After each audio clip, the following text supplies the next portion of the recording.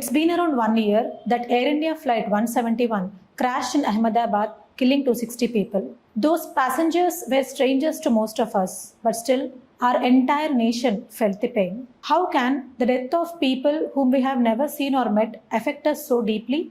Sociology has an answer. Emil Durkheim calls this collective conscience.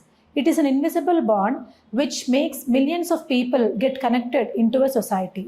Those passengers were also someone's family, and that is why their pain felt very personal to us. The way sociology can explain why the entire nation mourned an air crash, it can also explain why AI is replacing many jobs, why marriages are changing, why gig workers are increasing, and so on. So every current affair is a sociology lesson in disguise. Join me in the session where I decode 10 current issues through sociology. And we have a surprise for the students attending this session on June 4th at 5 p.m., both online and offline. Call us on 90591 90571 for all the details.